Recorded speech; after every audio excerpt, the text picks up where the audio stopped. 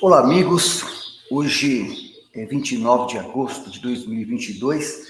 Eu estou entrando aqui para uma live extraordinária. Eu queria ter feito ontem, domingo, mas o dia foi muito corrido, com muitas atividades, muitos encaminhamentos.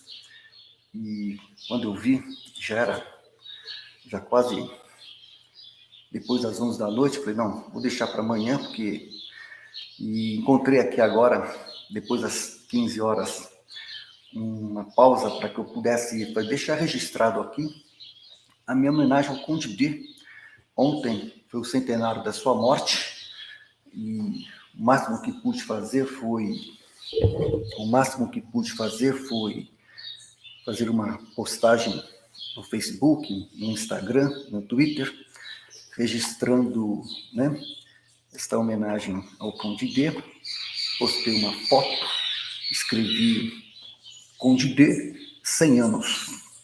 Escrevi assim: amou o Brasil e, junto com a princesa Isabel, tinham a visão do que o Brasil precisava para alcançar o seu destino promissor.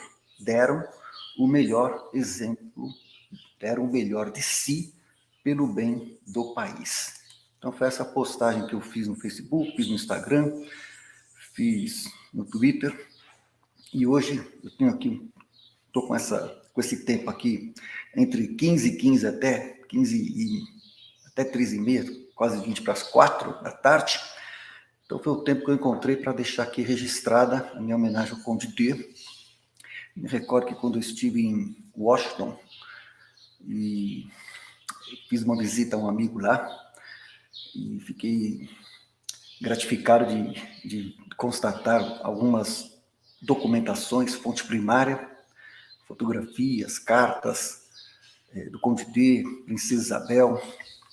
Esta foto aqui, por exemplo, é a foto do Conde D com a Princesa Isabel. Eu vi essa foto no original, nessa residência em Washington. Tem lá uma vasta documentação. Eu também, recentemente, acho que o ano passado, eu estive em São Paulo e achei este livro aqui, o Diário do Conde D. Tá vendo? É um diário que ele faz da sua participação na Guerra do Paraguai. Muito bom, ele próprio faz apontamentos muito pertinentes, muito interessantes. E então é isso. Eu estou aqui então com essa live extraordinária, fora do meu horário habitual, para deixar registrado aqui a minha homenagem a este grande patriota, tá? Tem aqui uma foto aqui do Conde D, que foi a última foto dele em vida, tá? E, então ontem fez 100 anos do seu falecimento, Conde D. E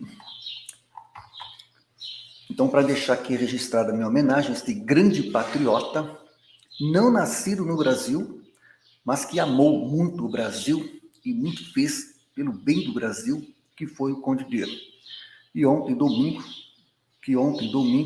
28 de agosto de 2022, fez 100 anos da sua morte.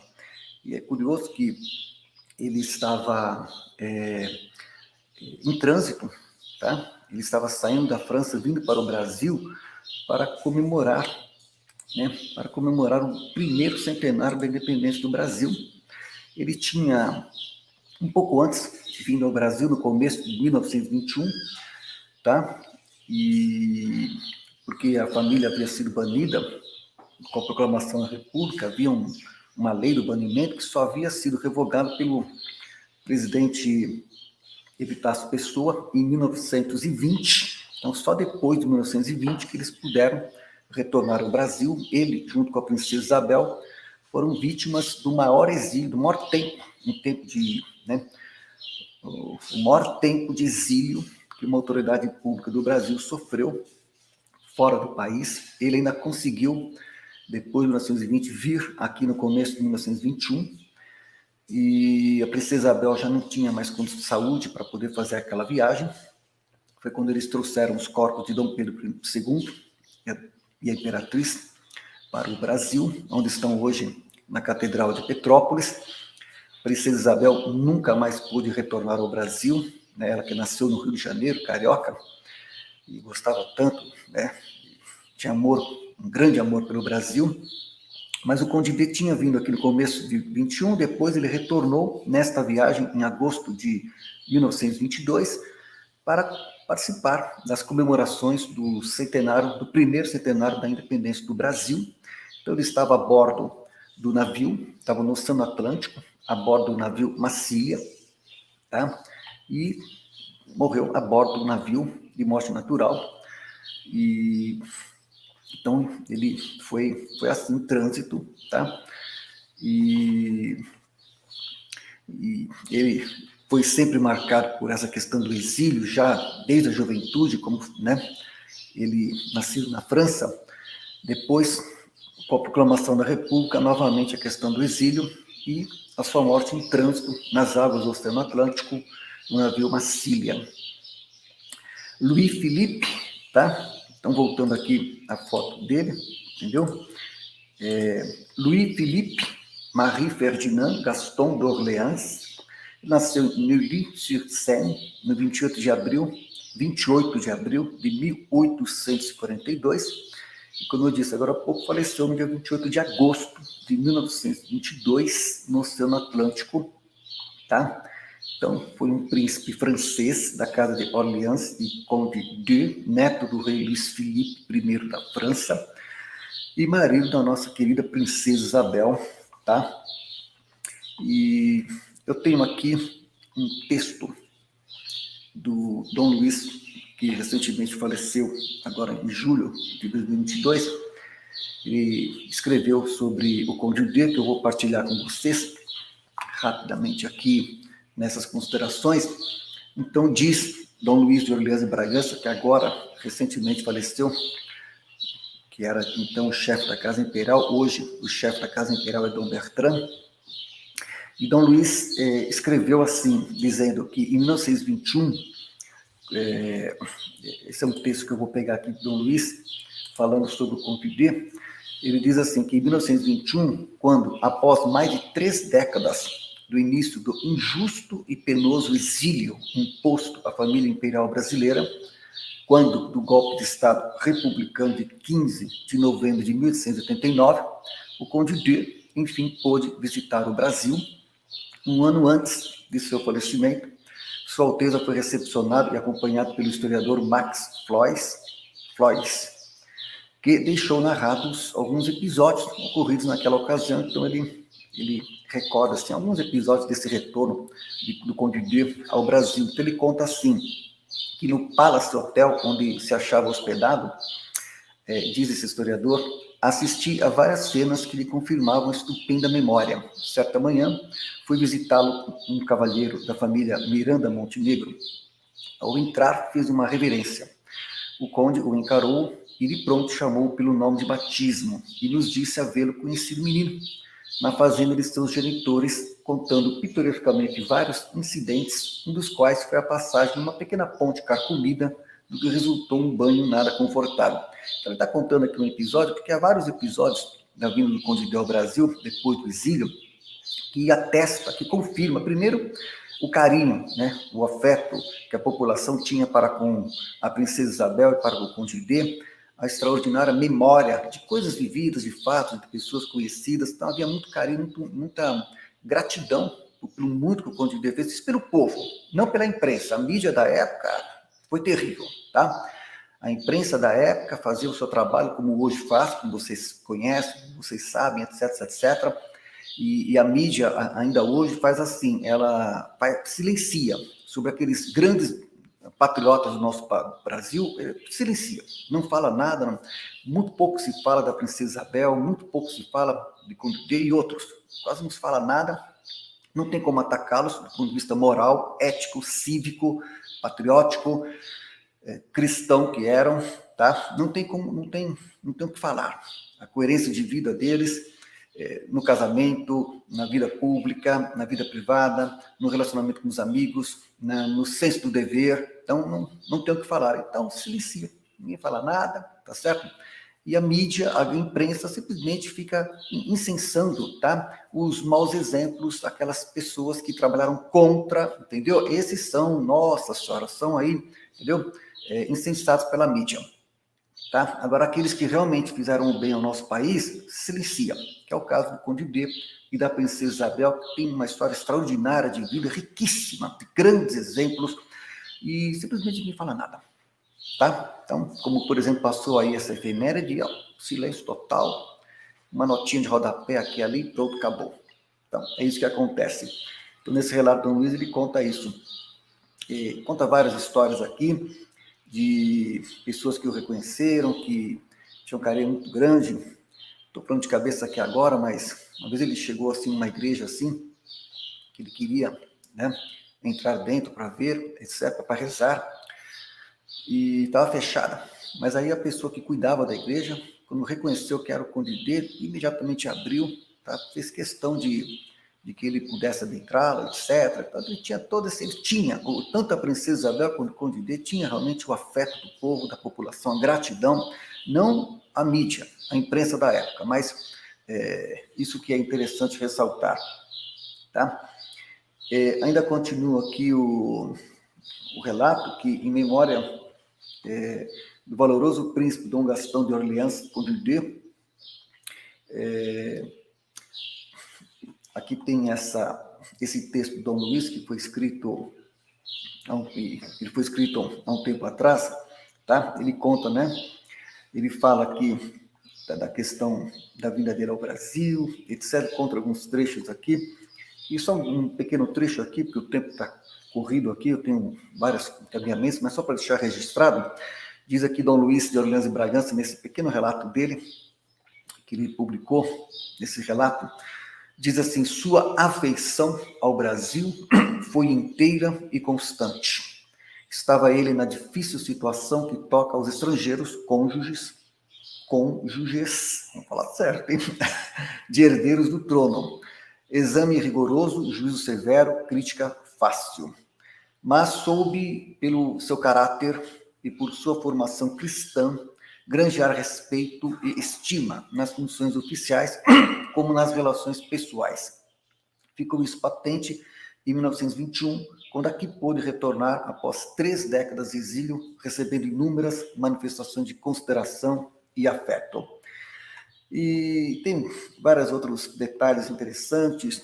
Tem esse livro aqui também, aqui, olha, Leopoldo Bibiano Xavier, que também revivendo o Brasil Império, que conta aqui na página 176, um trecho interessante, que diz aqui que seria necessário encher grossos volumes se se quisesse referir tudo quanto se propalava no sentido de indispor o príncipe consorte com a opinião pública. Ele foi muito visto na imprensa na época, de uma hostilidade assim impressionante, né? Uma hostilidade impressionante. Mas ele cumpriu bem o seu dever. E aqui, nesse livro aqui, na página 176, ele relata aqui o seguinte: no dia 17 de novembro de 1889, a bordo do navio que levaria a família imperial para o exílio, o Conde D escreveu a seguinte carta. Olha aqui um trecho da carta que é muito significativa, que ele escreveu a bordo do navio quando partiu para o exílio, deixando o Brasil por conta do golpe que derrubou a monarquia e proclamou a república em 1889. Então ele diz aqui, o Conde D: a todos os amigos que nessa terra me favoreceram com sua sincera e por mim tão apreciada afeição, aos companheiros que há longos anos já partilharam comigo as agruras da vida de campanha, prestando-me inestimável auxílio em prol da honra e segurança da pátria brasileira, a todos que na vida militar ou na civil até há pouco se dignaram comigo colaborar, a todos aqueles a quem, em quase todas as províncias do Brasil, devo finezas sem número e generosa hospitalidade, e a todos os brasileiros, em geral, um saudosíssimo adeus e a mais cordial gratidão. E ainda ele completa: não guardo rancor a ninguém e não me acusa a consciência de ter cientemente a ninguém feito mal. Sempre procurei servir lealmente ao Brasil na medida de minhas forças. Desculpo as acusações menos justas e juízos infundados de que por vezes fui alvo. A todos ofereço minha boa vontade, em qualquer ponto a que o destino me leve. Com a mais profunda saudade e intenso pesar, afasto-me deste país, ao qual devi, no lar doméstico ou nos trabalhos públicos, tantos dias felizes e momentos de imorredoura lembrança. Nesses sentimentos, acompanha-me minha muito amada esposa, a princesa Isabel, princesa Dona Isabel, e nossos ternos filhinhos que, debulhados em lágrimas, conosco empreendem hoje a viagem do exílio, que para a princesa Isabel foi uma viagem sem volta. Ela tinha 43 anos de idade, foi uma viagem sem volta. Foi uma coisa tristíssima, né? A gente perdeu a oportunidade de ter tido uma grande imperatriz junto com o Conde D. Seria outro o destino do Brasil, sem sombra de dúvidas. Praza a Deus que, mesmo de longe, ainda me seja dado ser em alguma coisa útil aos brasileiros e ao Brasil. Pessoal, esse é um relato da carta que o Conde D escreveu. Eu quero rapidamente aqui também mostrar para vocês aqui. Eu escrevi em 2012 um breve relato, um breve retrato biográfico da princesa Isabel para a causa da sua beatificação. Isto foi em 2012. E nesse relato, deixa eu ver se eu consigo aqui rapidamente aqui partilhar, porque eu estou fazendo essa live assim muito assim extraordinária e especial, né? Então nesse relato aqui, quero só mostrar para vocês, tá? Na página 20, eu apresento aqui nesse relato, na página 20, como vocês estão vendo, eu apresento aqui, deixa eu ver aqui, um trecho onde eu falo aqui, tá? Onde eu falo do Conde D. Opa, peraí que pulou aqui. Nossa, agora, peraí. Agora pulou aqui, tá vendo? Se fazer ao vivo aqui as coisas, pulou, mas pulou bem. Porque eu estava na página, nossa senhora, e agora? Estava na página 20. Peraí, tá vendo? Pulou. Nossa, só foi lá. Vamos ver. Peraí. Aqui, ó. Voltou. Então, aqui na página... tá. Aqui na página 20, eu escrevo alguma coisa aqui a respeito. Eu falo da uma alegria sadia, purificadora e santificadora, manifestada de forma a encantar a tantos à sua volta. Isso eu estou falando da princesa Isabel, com quem irradia uma esperança de vida, mesmo em meio às dores e sombras inevitáveis. Diante de uma sociedade cada vez mais secular, marcada por inúmeros problemas sociais e disputas político-partidárias, Dona Isabel imaginava que uma sociedade melhor seria alcançada por meio da readoção de valores cristãos católicos.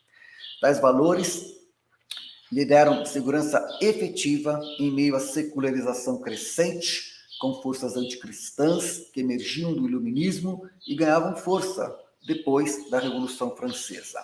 Tronos eram derrubados por esta força hostil à Igreja, principalmente na Europa, mas as escolhas e apostas da princesa fizeram-na adotar uma política do coração, afirmada na convicção de que somente os valores cristãos lhe dariam suportes que julgava suficientemente estáveis.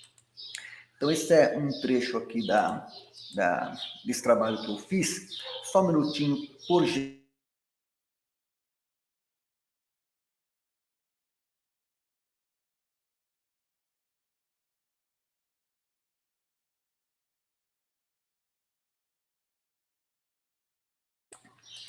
Então, esses foram o suporte, a base da atuação do Conde D com a princesa Isabel, tanto na vida pessoal, na vida privada, na vida pública, com os amigos, com os deveres, né?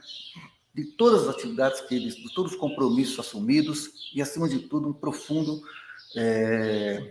sentido de dever, de missão, de patriotismo e de cristandade.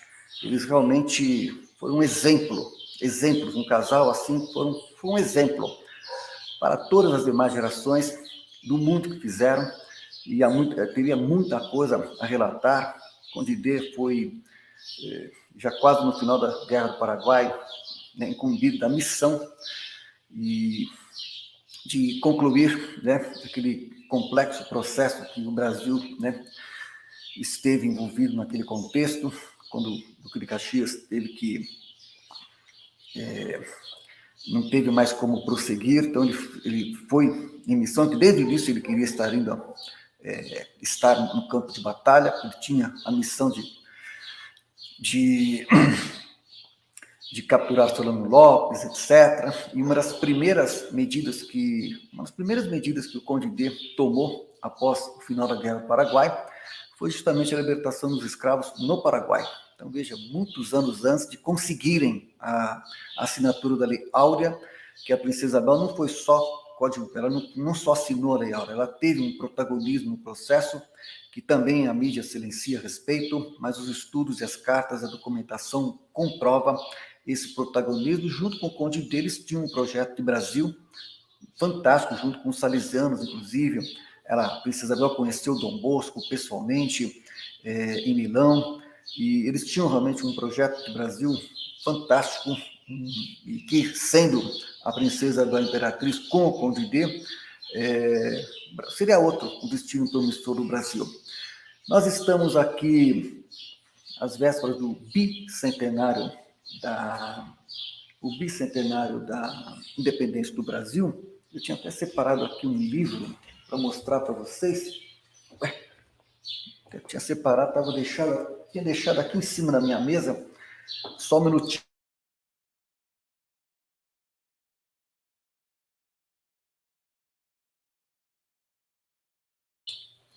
Então, só para concluir, porque meu horário aqui já está, eu disse a vocês que eu tinha até 4:20, já são 15h39, eu tenho outras atividades aqui em andamento, mas é curioso, eu quero ver se aí perto do dia 7 de setembro eu faço uma live um pouco mais extensa para falar de uma questão que ninguém vai falar sobre esse aspecto, absolutamente ninguém vai tocar nesse assunto, mas eu me recordo, há uma literatura, muita coisa, essa que eu tenho aqui, há melhores. Essa também é interessante pelo aspecto histórico, de situar em detalhes algumas coisas, mas há outros autores que captaram o que realmente aconteceu, mas depois eu quero situar, contextualizar um aspecto muito pouco abordado na reflexão daquele período, depois, inclusive, da independência do Brasil, que foi aquele conflito, aquela guerra que houve entre Dom Pedro I, Dom Pedro I, e Dom Pedro IV em Portugal, com Dom Miguel, seu irmão, né? Que houve em Portugal. O Oliveira Lima, ele escreve esse livro aqui, olha, tem aqui, ó, Dom Pedro e Dom Miguel, tá vendo? O livro está meio bem antigo, né? Tá? Aqui, Dom Pedro e Dom Miguel, e eu fico assim, impressionado de ver, assim, admirado até de ver a postura de Dom Miguel, a sua defesa dos autênticos valores cristãos, e ele perdeu tudo. Dom Miguel perdeu perdeu tudo, tá? Por defender a verdadeira fé. E a história do Brasil poderia ter sido muito outra se aqueles valores defendidos por Dom Miguel, tá? Tivessem sido efetivados. Seria outra história. Mas esse é um aspecto da história que muito pouco abordada. E como o Conde D e a Princesa Isabel eram cristianíssimos, catolicíssimos, então havia, assim, uma apreensão pelas forças progressistas da época, maçonaria e tudo mais, pelo Terceiro Império. Havia uma apreensão muito grande. E depois da Lei Áurea, sabe, a Princesa Isabel perdeu o trono mesmo. Foram vários fatores mas um deles também pelo compromisso efetivo, comprovado pela fé cristã autêntica. E o Conde D, junto com a princesa Isabel, foram fidelíssimos à sã doutrina. E foram exilados. E Dom Miguel perdeu tudo. Esse capítulo de Dom Pedro I e Dom Miguel ainda precisa ser reestudado, tá? E no momento oportuno, mais próximo aí do bicentenário, eu vou fazer uma live especial para falar de Dom Miguel, tá? É uma outra leitura desse processo, tá?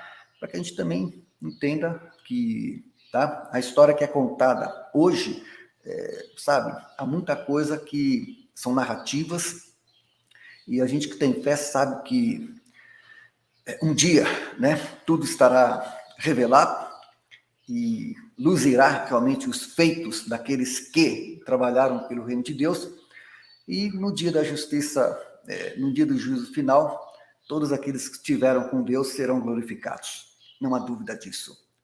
A figura deste mundo passa, mas eu não poderia deixar de vir aqui, né, no dia de hoje, que gostaria de ter vindo ontem, na data, né, do centenário de morte do Conde D, mas não pude, outra coisa, mas hoje estou aqui fazendo esse registro, e em homenagem ao Conde D, à princesa Isabel, e mais às 21 horas eu estarei de volta, se Deus quiser, para a nossa live ordinária, né, que são as lives ordinárias. Esta foi uma live extraordinária. Vamos ver aqui alguns que entraram aqui. Agradeço aqui o Manuel Reinaldo. Isso. Você sabe que tem leituras aí sobre esse assunto, você sabe como é que é as narrativas. Conheço todas as narrativas também, de todos os ângulos, tá?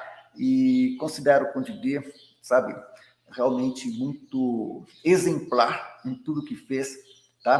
Para quem conhece bem a história. Juvenal Souza, cumprimento também. José Fernandes. Isso aí são narrativas. O que fizeram para desqualificá-lo é que nem hoje. Vocês estão vendo como é que a mídia faz, né?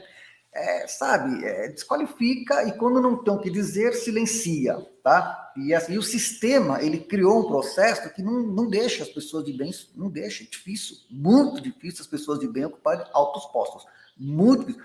E quando as pessoas de bem ocupam altos postos, aí fica amarrado. É difícil, entendeu? É difícil você, nesse processo, você ter as pessoas de bem que ocupam altos postos e fazem o que precisam ser feitos com coragem, com lucidez, sabedoria e coragem. E fidelidade aos princípios e valores que visam efetivamente o bem, tá? Das pessoas. Cumprimento aqui o Daniel Metri, Kátia Silvia, Manuel, Cláudia Bócia, Miriam Rodrigues, Tutu Brasileiro. Isso aí, comentando um pouco aqui. Duque de Caxias, pois é, ele estava muito adoentado, foi até o limite. E aí foi justamente o Conde D queria ter participado da guerra desde o início, e tá? Em outro momento, com mais tempo, quem sabe eu posso detalhar melhor esse contexto.